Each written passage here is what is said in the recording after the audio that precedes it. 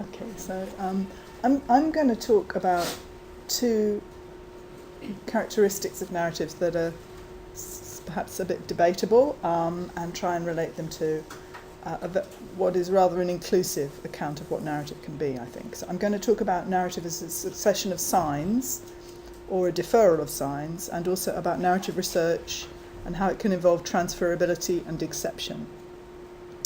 So the first way that I want to talk about narrative is to define it very, very broadly as involving a succession of signs independent of the type of sign or the medium, or what Jens Brockmeyer calls the semiotic matrix.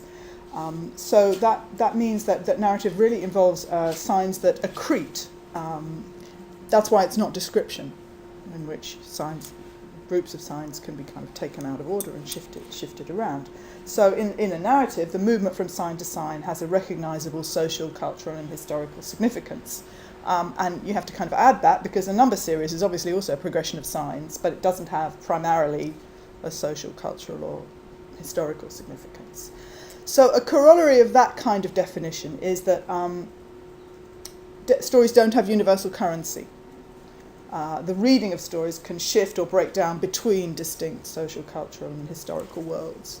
But the way that I've described narrative in this account also means that narrative is not just a progression across time. It could be a progression of signs across space or across causality, or structured in some other way.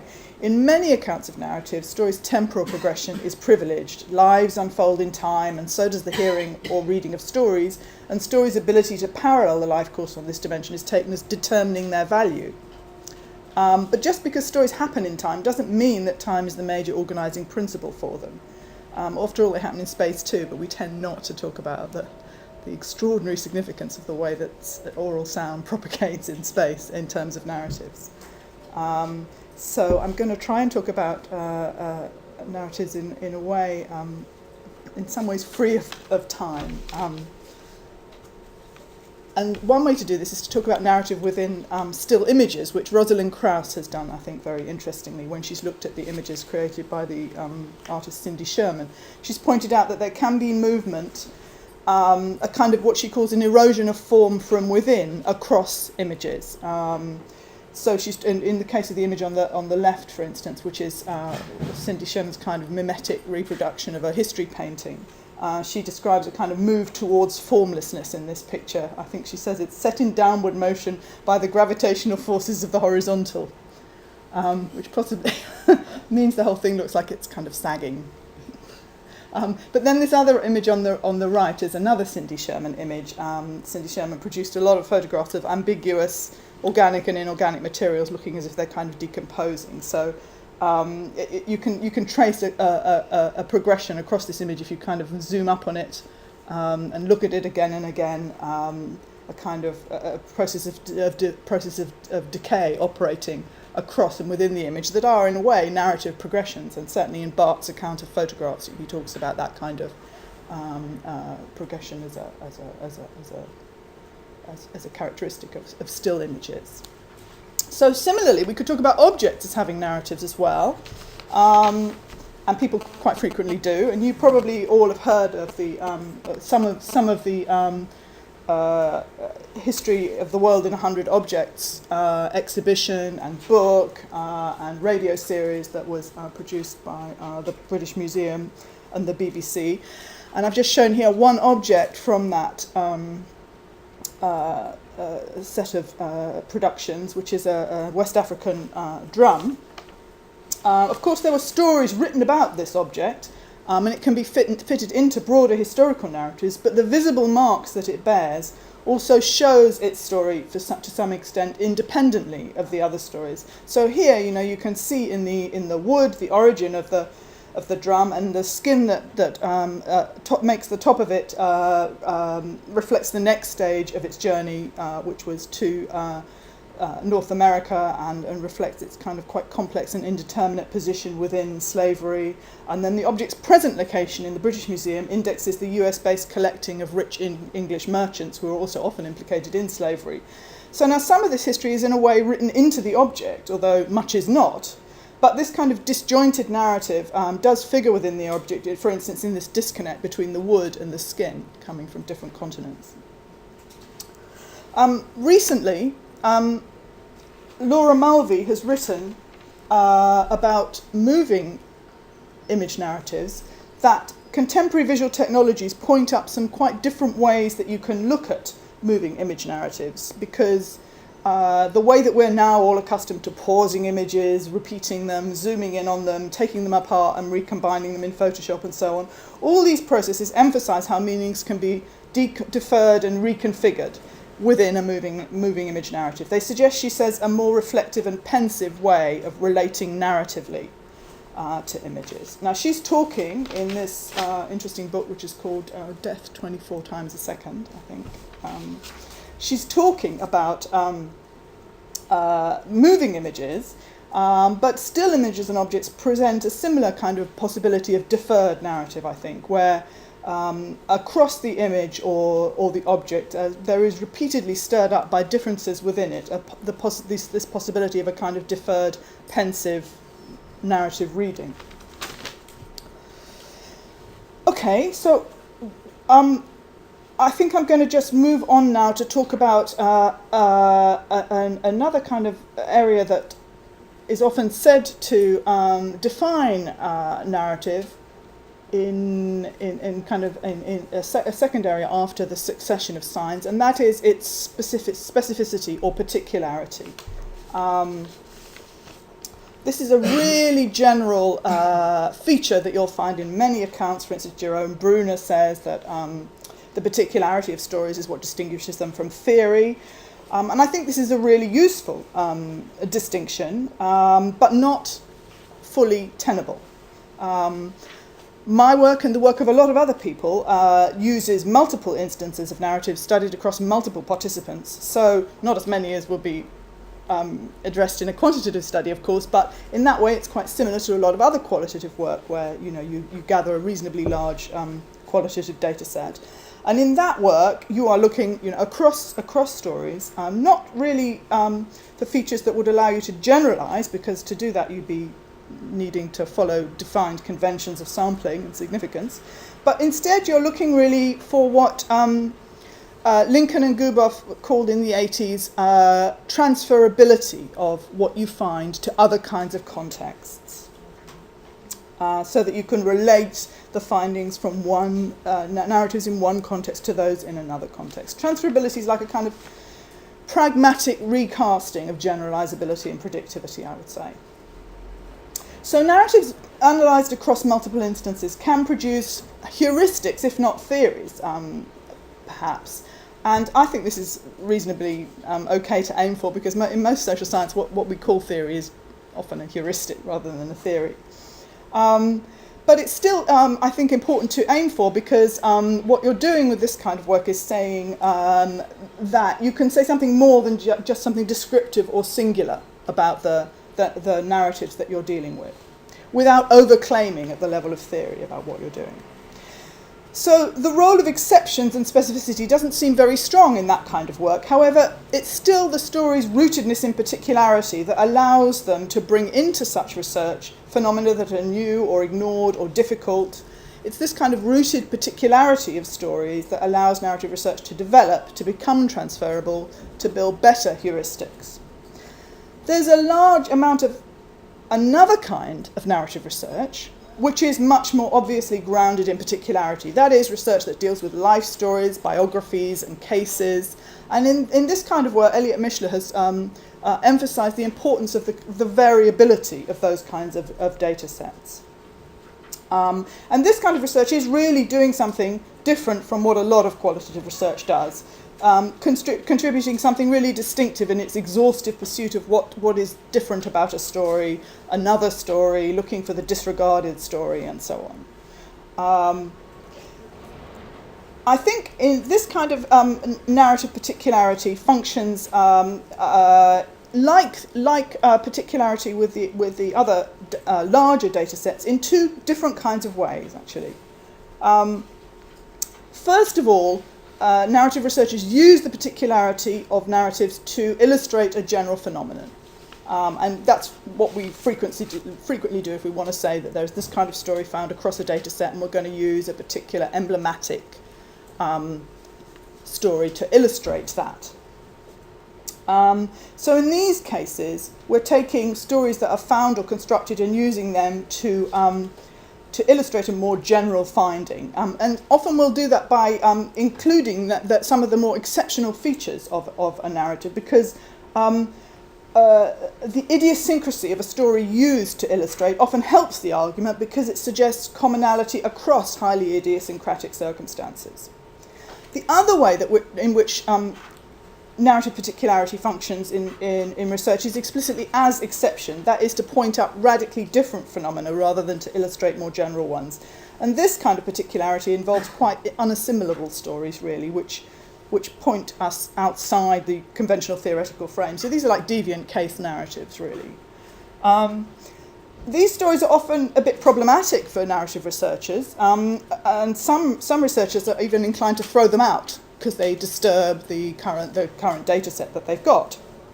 But I think most of us would say that those are really important aspects of the variability that narrative research can address. So I think it's actually quite important to think about narrative exceptions as never fully exceptional, and about the exceptionality or deviance of these cases that I've talked about as also sometimes more emblematic than it seems. Narrative exceptions get their strength from the conventions that they actually step outside, and narrative conventions get their explanatory strength from their exceptions. So you can recognise both of these working together. I think it's also important to think about what doesn't work about the use of exceptions in narrative research, and very often, particularly when narrative examples are used in an emblematic way, they're actually not really doing anything for the argument. They're the bit about the paper that you may remember, because you remember the particular story, but actually all they're doing is giving the paper less space to emphasise the argument. And in fact, even sometimes they may enable the writer of the paper just to kind of gloss over the argument because they've got such a great story to tell you. So logically speaking, a lot of kind of exceptional stories don't really do that much in narrative research, I think. But they have a potential to do quite a lot. So I think what I would just do now is to show you a couple of stories from some of my recent research, which is about HIV in the UK. And there's a large debate about HIV itself, about whether it's an exceptional condition or not in health terms. I'm not going to get into that too much, actually. But the basic debate is whether the pandemic is exceptional in terms of its scale, effects, and stigmatization, or whether it's really a condition of underdevelopment, gender inequity, post-colonialism, like many other health conditions. So I think that can be for me, that's been quite useful to address via the narratives that people produce when talking about HIV. And this is just some kind of study details about the study that I'm now in the 5th round of doing interviews with people about HIV support. So I'm just going to skip over that and show you a couple of studies that are quite that I think are quite a couple of stories that are quite clearly marked as exceptional in certain ways. I'm going to skip this. Okay, here we go. So this is a story that the man who told it told really explicitly as a rather odd story. Okay, he kind of marks it in this way. This is not his name anyway. Robert says, I mean, it's quite funny because he's someone I'd seen around for years who I fancied, and then we got into contact online. And then there's an application on the iPhone called Grindr, and I messaged him on Grindr, and we were ting on that, and then I thought, right, I'll disclose. So I disclosed that I was positive, and he said, oh, so am I. And I went, oh, cool. And he said, those aren't the words I'd use, but I know what you mean. Okay. So this is the story about how Robert met his long-term boyfriend, and he tells it himself as an atypical story of romance and disclosure by messaging. And in fact, later on he says that medium gives people a space to respond that face-to-face disclosure doesn't, actually. But it's also a story about a rather transgressive valuing of HIV as cool. And you can see that Robert's boyfriend also thought the last text message a bit un-PC, as Robert said later. a lot of audiences of all HIV statuses can understand a story that ends with the relief of two people not having to deal with serodiscordance in their relationship, but calling that cool for some might contravene an appropriate seriousness, perhaps. However, the cool ending to the story does actually work emblematically to indicate something that came up in much of the data in this story, which was that HIV positive people who are being treated can have relationships with each other that don't include safe sex if their viral load is very low, and indeed may have unsafe sex with people who are HIV negative if their viral load is very low, because that's not a very high transmissible risk. Okay, so this is a quite transgressive thought, perhaps, in some for some audiences. But it was an interesting thing to come out of this story because it did represent quite a lot of the other data. But within a context of blaming HIV positive people for their condition and othering them, it can be quite disturbing. You know, is it that people who are living with HIV are so healthy that unprotected sex isn't very risky? So if that's the case, how can they be understood as different from other people? The coolness that Robert ends with is also related by him later to him and his boyfriend's ability to care for each other. And again, the exceptionality of this story points to something quite particular about the UK epidemic here, which is that it's invisible, really, a lot of interviewees said. It's medicalised and it's stigmatised to such an extent that most non-medical care is indeed given by HIV positive people to other HIV positive people. And so perhaps something else that's transgressive about this story is that readers glimpse in it something of the seriously uncool social relations many HIV positive people have with those of other statuses. That is, the personal toll exacted by exclusion and othering. So this is an example of a story that was not typical of anything else in the data, but nonetheless managed to represent quite a lot of other areas of the data. I want briefly, yes, to show one other story which related not at all to anything really in the data. And this story is from a woman named Dorothy, who's an undocumented migrant living with HIV in the UK. Actually, no, she's an asylum seeker, not an undocumented migrant. Much of her story was full of short accounts and longer accounts of the difficulties of living as a migrant with HIV.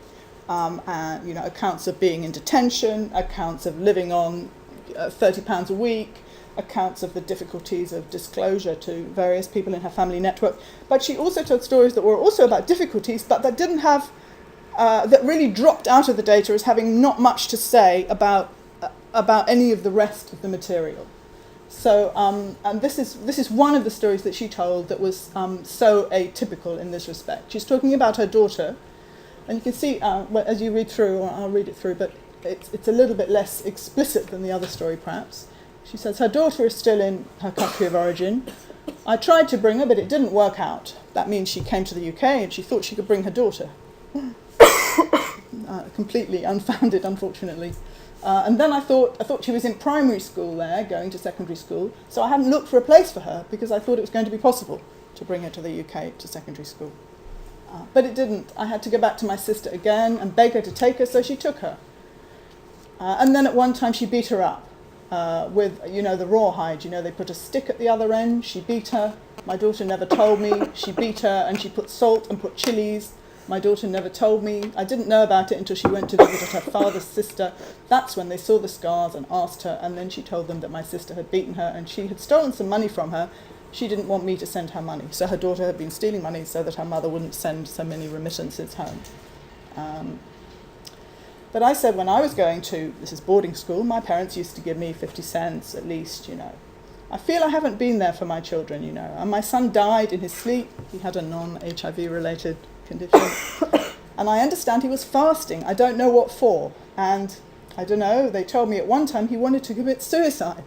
And I regret having told him to look after his sister, you know. I regret having told him that because I don't know why he wanted to commit suicide, you know, seeing the people in Africa who are HIV. So her assumption is that perhaps he thought that because she was positive, she was going to die because he'd seen other people die and so on.